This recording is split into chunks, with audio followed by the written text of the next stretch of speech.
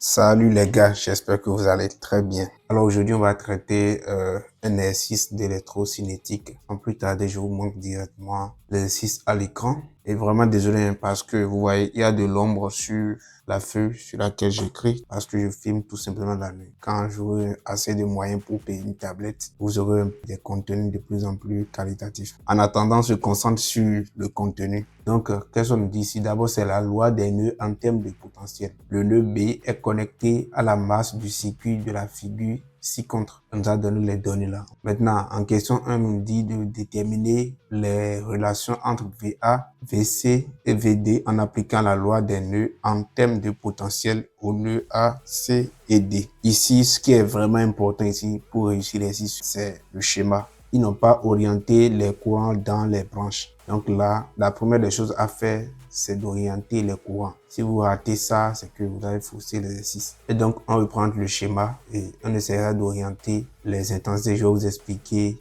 comment orienter les courants dans ces genres d'exercices rapidement.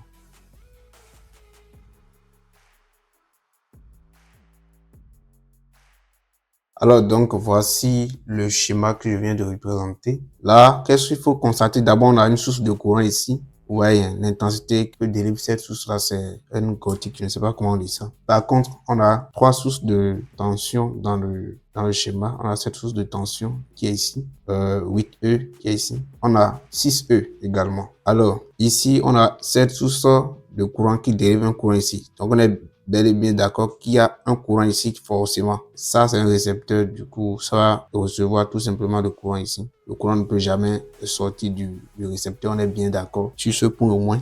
Quel serait le sens du courant ici? Là, il faut pas se casser la tête tout simplement pour ces exercices. Regardez s'il y a une source de tension dans la branche. Ici, on a cette branche-là, il y a une source de tension. Quel est le sens de la source de tension? C'est comme ça.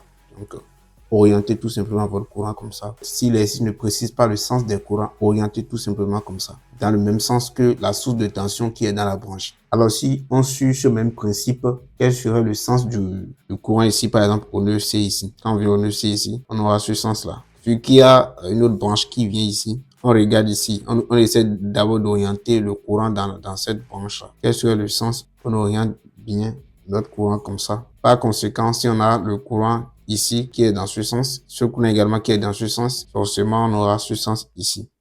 Là, on dit c'est pareil, on a déjà presque tout ici. On a ce courant qui vient ici, ce courant est comme ça.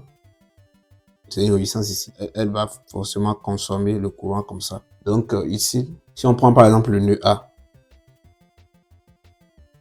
le nœud A, la loi des nœuds, on va pas rappeler ça, hein. J'espère que tout le monde connaît la loi des nœuds. La somme des courants qui arrivent à un nœud est égale à la somme des courants qui en partent. C'est tout simplement bête. Alors ici, il faut faire très attention. Le nœud A, c'est encore le même nœud ici. Vous voyez le fil qui est ici, là, on pourrait tirer ça directement d'ici. Du coup, si on part de ce principe, on a combien de courants qui viennent au nœud là? On a ce courant qui vient au nœud A. On a ce courant qui vient au nœud également. Maintenant, ce courant-là, on veut exprimer ça en termes de potentiel. Le courant est comme ça, hein. On a une résistance ici. Du coup, le potentiel, ça serait forcément comme ça. On a A ici, on a C ici. Du coup, quel est ce potentiel? C'est tout simplement VC moins VA. Ça fait, on a ce courant qui vient ici. Ça fait ça, plus le courant ici. Ça fait VC moins VA divisé par la résistance ici. La loi d'Ohm, tout simplement, égale maintenant à ce courant-là. Ce courant qui sort du nœud, qui sort bien, qui fuit le nœud.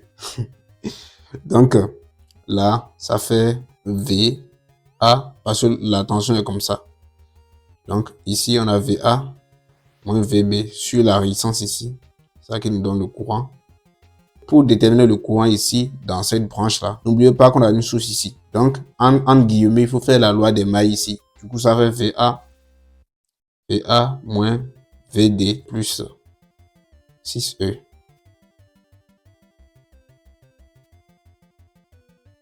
Donc là, je crois que c'est bon, hein. Tout ça implique que on a 15 ampères plus VC moins VA. Le R, c'est 1 ohm. Donc ça fait 3. Égal à VA. VB égale à 0 parce que c'est directement rattaché à la marge. Donc on n'a même plus besoin d'écrire ça dans même VA divisé par 2 rapidement. Plus VA moins VD. Donc, ça fait 6 divisé par 20. Donc, au nœud A, c'est ce qu'on a ça.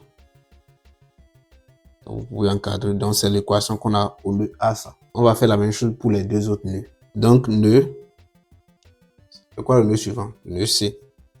Au nœud C, on a ce courant-là qui suit le nœud. On a 3 courants ici seulement. Donc, VC moins VA, ça nous fait diviser par 3R, n'oubliez pas, égale maintenant à VD moins VC plus 2E divisé par 4R plus VB, oui, VB moins VC plus 8E divisé par quoi? 8, non, 20R. Qu'est-ce que ça nous fait? Voilà, on ne peut pas faire grand-chose. VC moins VA divisé par 3R égale à, c'est pareil, VD moins VC. Ici, ça fait, voilà, ça fait 1, vous avez compris. Ça fait 1. R, ça fait 1. Donc, ça fait 3 ici, en gros. Donc, ici, on a 3 ici. Dans là, plus 2 divisé par 4 plus VB, c'est 0. Pareil, j'ai relié à la masse. On a dit ça tout à l'heure. Ici, donc, ça fait 8 moins VC divisé par 20 R. Pareil, hein. Ici, ça fait 20. Parce que c'est 1 là. Et donc, voici l'équation au niveau de nœud C.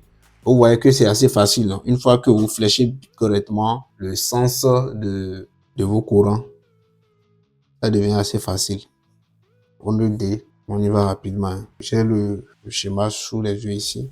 Donc, ça nous fait VA moins VD plus 6E divisé par 20 R égale à le courant là. Donc, plus E divisé par 4R. Donc là, ça me fait quoi?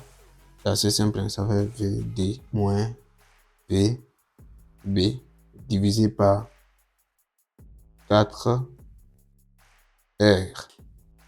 Du coup, là, qu'est-ce qu'on a?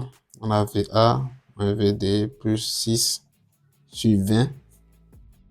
Il nous donne VD moins VC plus 2 sur 4 plus V. Ici, c'est 0, donc ça va VD sur 4. Donc, voilà notre équation au nœud D. On a répondu à la première question. Après, on nous dit quoi? Un voltmètre numérique branché entre B et D mesure UDB égale à 10 volts. Donc, ici, hein, on a ici, on a branché le voltmètre ici. Donc, ça mesure cette tension-là. Donc, la tension comme ça, hein, cette tension-là, qui est égale à 10 volts. Et qu'est-ce qu'on nous demande après? On déduit les valeurs de VA et VC. Bon, là, on va pas faire ça ici. Vous allez faire ça chez vous. Vous allez me laisser les valeurs de VA et VC que vous avez trouvé là dans les commentaires. Après la vidéo, moi, je vais faire ça pour vérifier les valeurs. Et comme ça, quand vous allez envoyer ça dans les commentaires, je pourrai confirmer que c'est ça ou pas, quoi. On a les équations ici. Donc, c'est assez simple. Pour remplacer VD. Notre VD ici, c'est la tension UDB. Parce que tout simplement, UDB, c'est la différence du potentiel là. Or, VB égale à 0. Donc, VD égale à UDB. Donc, ça fait 10. Donc, vous remplacez 10 ici. Quand vous remplacez 10 ici, vous allez trouver une expression où les inconnus seront VA et VC. Vous prenez cette équation-là, vous remplacez VD dedans également. Vous allez trouver une expression en fonction de VC et VA. Et là, vous posez un système d'équations et vous pourrez résoudre par la méthode d'addition, comme on a l'habitude de faire en troisième. Donc, je vous dis à tout moment, si vous avez apprécié la vidéo, laissez-moi un like. Et ceux qui ne sont pas encore abonnés, abonnez-vous aussi si le contenu vous plaît, évidemment.